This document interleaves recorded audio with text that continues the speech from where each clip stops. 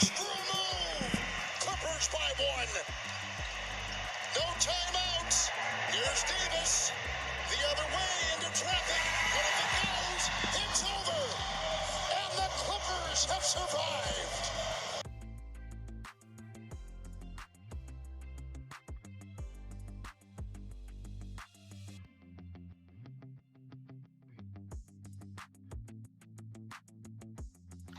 What's going on, dudes and dudettes? So yes, the USC Trojans class coming in this year from high school is officially done. They finished off as the number 10 overall class, which is nice.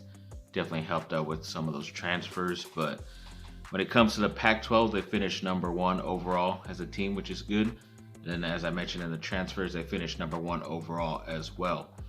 So good on them for doing that, even though recently on ESPN, head coach Lincoln Riley said that there needs to be some guardrails with the transfer portal, but he just stole a bunch of old players from his old school and took a lot of other talented guys as well. But kind of being a little bit of a hypocrite, but overall, I think it does need to be handled a lot better. Maybe going back to the waiting at least 1 year to transfer, so these guys don't just want to go after 1 year and then mess up everything else for that program. So we'll see how that goes. But they also did add 2 more guys that aren't going to be on their scholarships as of yet. They are going to be preferred walk-ons. So it's a quarterback, Engage Roy. I forget if he's from Southern California or not. Could be, or he's from Texas. Don't remember. They did pick up another offensive lineman, Killian O'Connor. I believe he's from Santa Margarita. So that's another Southern California place. Apparently he was a 4-year starter in varsity in high school. He's a pretty talented guy, but for some reason didn't get any scholarships, or maybe just wanted to go to USC that bad that he would just go in as a walk-on, which is pretty cool. Then Jason Tatum, ex-Duke player of the Celtics, was named an All-Star reserve for the East yesterday. Well, it's hard to say East because they do that weird draft right before the All-Star, and it's whoever. Doesn't really matter East and West, but yes, he is one of the reserves, which is pretty cool. Maybe they might add another player or two, just because a lot of these guys who are named the starters or reserves are injured and they're not going to be able to play. So we'll see if any of my other guys get on the rosters as well. Then the Anaheim Ducks finally hired a GM, which is kind of weird that they kind of did it a lot quicker, because they still had Bob Murray for a long time, even though I thought they should have gotten rid of him years ago, but they did a couple months ago, and then now they finally found their next guy in Pat Verbeek.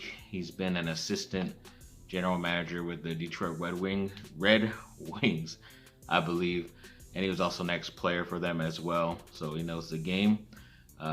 Been one of the more talented guys apparently, so hopefully he can bring some of that to the Ducks. I kind of hate the Red Wings because they beat us in the finals, I believe, one time, so that sucks, but see what he can do. Then the LA Chargers also hired a new special teams coordinator coach in Ryan Ficken. It looked like he was from, more recently, the Minnesota Vikings, which, I mean, they've been all right. They haven't been that crazy good with special teams, so we'll see what he can do.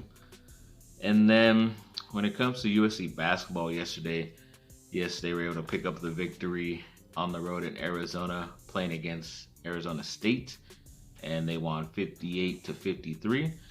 Nice little victory there. They were down. It was a pretty close game. Luckily, they pulled away. Boogie Ellis, transfer, played very well. Even Isaiah Mobley made a couple plays at the end, so that was good. I think their record is like 19-3 right now, which is pretty awesome. So they're definitely going to get into the tournament. Just got to wonder how far they're going to go. They do lack in some areas, in my opinion. Then Justin Herbert recently mentioned that he wants his free agent wide receiver Mike Williams to come back. I guess they built up a pretty good bond the past couple years, but in my head, I think some of the better quarterbacks in the NFL have always just done with what they can do. Yes, you have some guys that you like.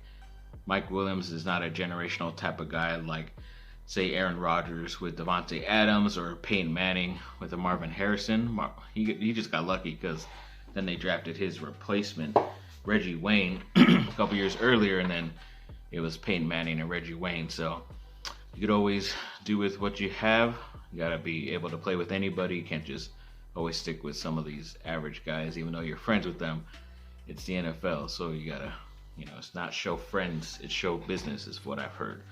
So we'll see what can come from that.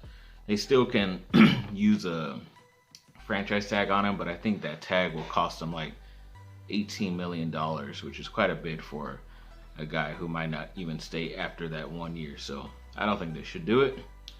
Then the Lakers the other day played, against Portland and got that victory 99-94.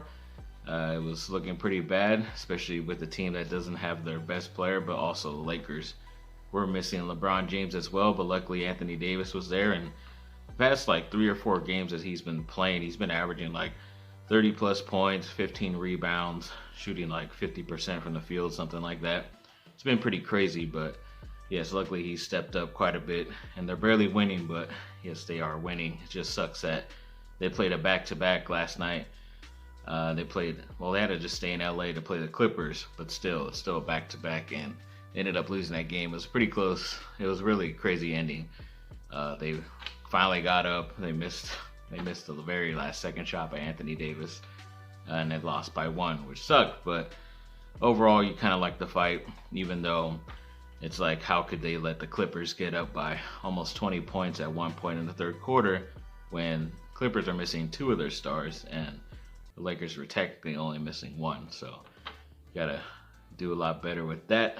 But I don't know. We'll see what they can do. I think they play tomorrow, Saturday, against the Knicks, and I don't think LeBron is gonna come back anytime soon, but it is a primetime matchup, so it'll be Saturday night on ABC, so he should be able to come back for that. He likes the spotlight no matter what. And then end off with some miscellaneous news. Yes, the guitarist of Newfound Glory, Chad Gilbert, recently said in an Instagram post, I believe it was, that he is officially cancer-free. That's very cool. I know he went through all that other stuff like the past month or so, so luckily it says he's cancer-free, just like how Mark Hoppus was.